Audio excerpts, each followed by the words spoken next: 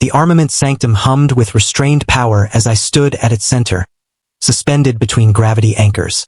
Segments of adaptive combat armor floated around me like obedient moons waiting for orbit. One by one, the plates slid into place, locking with muted clicks that vibrated through my bones. The air was cold and sterile, carrying the faint metallic taste of ionized steel. Behind me, I sensed her presence before I even heard her. The Empress of Aurelion stood silently, ancient and watchful, studying the ceremony with the kind of attention normally reserved for stars about to go supernova. Rulers did not attend arming rituals for frontline shock troops, unless something had already gone terribly wrong. I reached back to seal the final spinal plate when her breath caught sharply. It was a small sound, but enough to freeze every muscle in my body, as if the armor's stasis field had suddenly activated.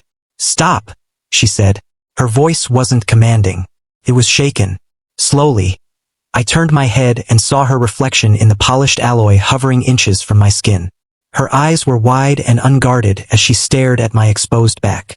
There, resting across my spine, was the birthmark, a ring of fractured star-shaped symbols etched into my flesh, with faint silver lines that had never faded, no matter how many scans or treatments I had endured. "Where did you get that sigil?" she asked quietly.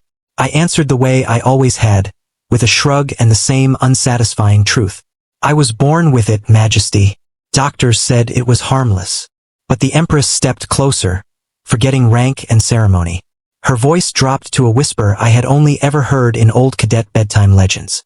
"That is the Astric Mark, the seal of the Starbound Sentinels." I couldn't help but laugh softly. Legends were always safer than reality. "Those are fairy tales," I replied. "Ancient heroes who vanished thousands of years ago." Instead of arguing, she lifted her wrist and projected a holographic archive into the chamber. Ghostly warriors appeared in blue light, each clad in armor disturbingly similar to the one forming around me, and every single one carried the same sigil on their back. "They sealed the abyss during the first collapse," she said, her voice trembling, "and they were never seen again. We believed their bloodlines had vanished." Before I could respond, the citadel alarm screamed. The sound was bone-deep, shaking the walls as if reality itself recoiled. The lights turned crimson while distant explosions rippled across the city's shield dome. "The abyss is opening," the Empress said, turning toward the blast shutters. "And the mark has awakened." Suddenly, my back ignited with heat. Not pain, something deeper. Pressure. Recognition. The sigil burned bright enough to reflect off the surrounding armor plates. And the armor itself began changing. Panels shifted. Old seams dissolved. New structures formed, energy conduits blazing to life in patterns no modern engineer had ever designed. Then the memories came. They crashed into my mind like a tidal wave. Wars beneath alien suns, battle lines against impossible darkness, and names I had never heard before but somehow knew were mine. "You were never merely infantry," the Empress said softly through the neural link as the chamber doors unlocked. "You are the last Sentinel." The gates opened, revealing the battlefield.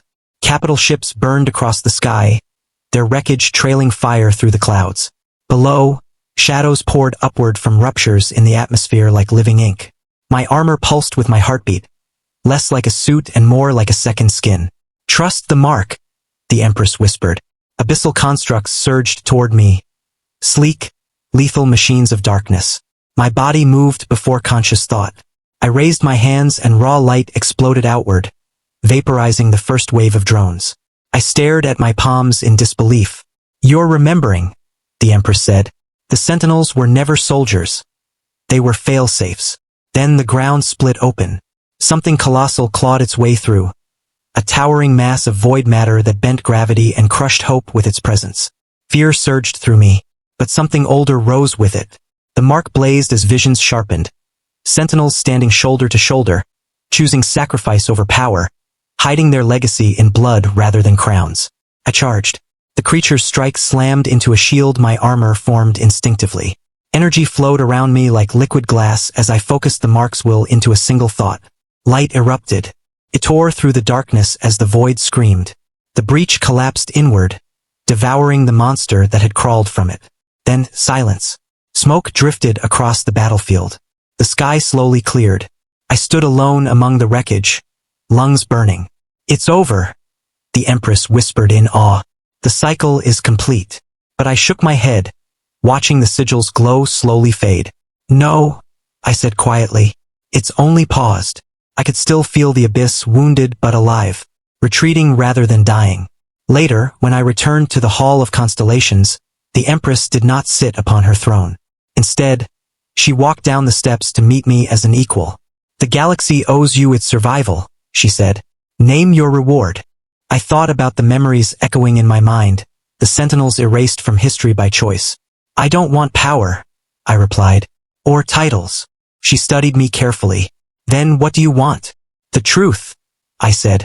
And the freedom to choose. The archives finally revealed the final secret. The Sentinels had not vanished because they failed.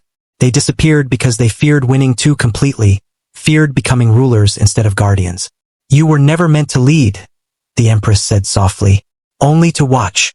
The mark dimmed, almost as if it agreed. I'll leave, I told her. I'll go wherever the abyss begins to stir. No banners. No armies. She nodded, understanding at last.